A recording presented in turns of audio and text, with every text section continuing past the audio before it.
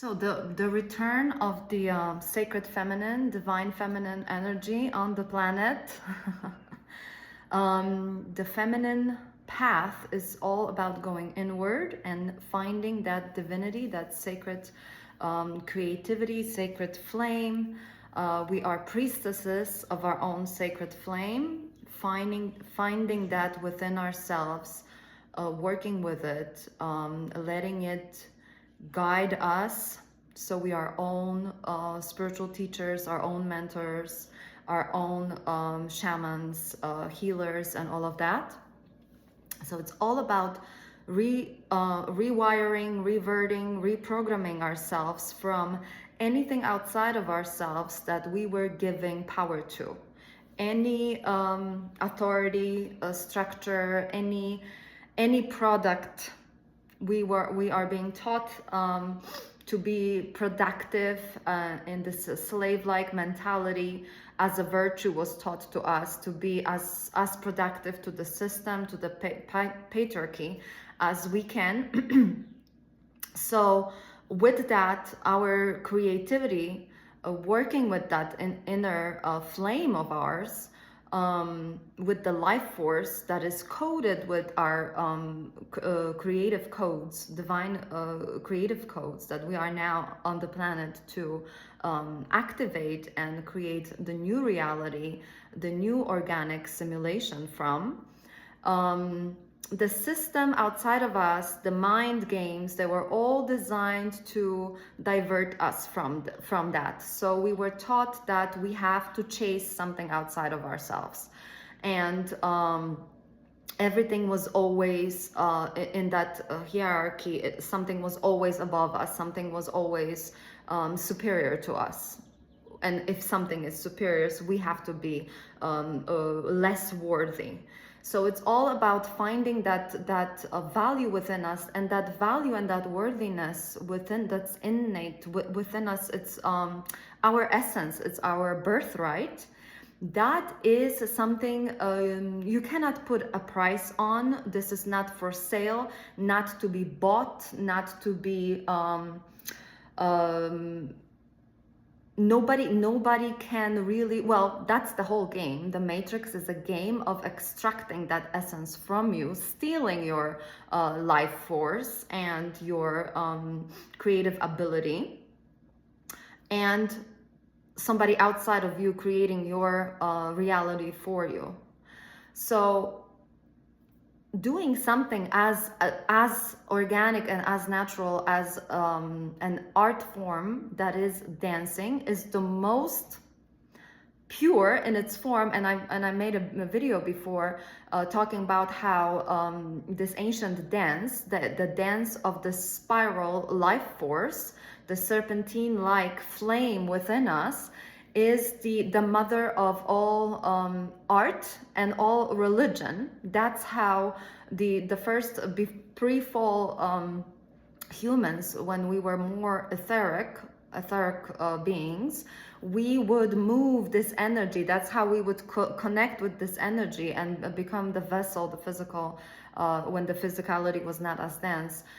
We would move that energy, and only when you start to move and express this energy, you become that vessel of it. You then receive more. So it's the divine design is the more you give with purity of your intentions from your heart. This is our natural state of being. We are only to return to our natural state of being. The more you give, the more you receive yourself, the more energy you have.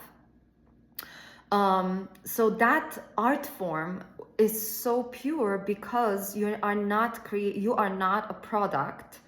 Of course, it can be diverted and it could be put into that old structure where you present yourself as a you chase this status, right? You chase this the mask, right? Who you want to become for the society. So that is the old way. That's not going to work anymore.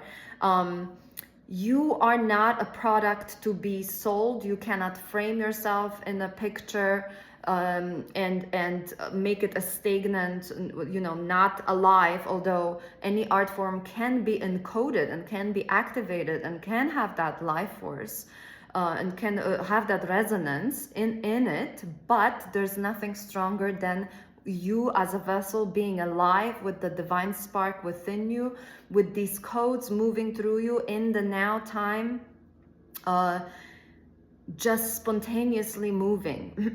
Especially when you're improvising, when you become that open, you have your channels open for that cosmic energy and the earth energy, and they're coming together within you, within your divine structure, the divine technology. That our bodies are amazing. Our bodies are divine technology, organic already. If we don't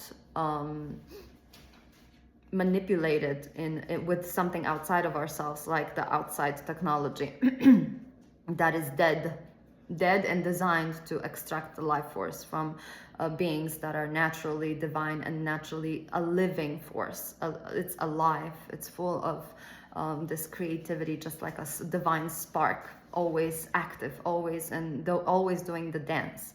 So it is by a woman taking her time to just be in that bliss and that pleasure and that co-creativity, and away from what the world has told her to do, to be productive, to be in that chase and that hustle outside. Always proving herself, right? Always gaining, always after something. That is, first of all, very masculine, and second of all, it's the capitalism was built this way, on this vampiric, parasitic, you know, how can I it's psychopath. The most successful people are psychopathic, sociopathic, you know, without the caring for another, without taking under consideration what is the real worth, what is the real value, the real virtues, the highest Christ consciousness. Just you want to extract as much from other people as you can. It doesn't matter whether you're lying, you know, whether you're manipulating, none of that. So this is the exact opposite. When you just amplify and you generate your own inheritance, your own legacy, your own life force, and you co-create with it. You don't need anybody to validate you from the outside for that. And that is the change of that consciousness that is returning. Thank you.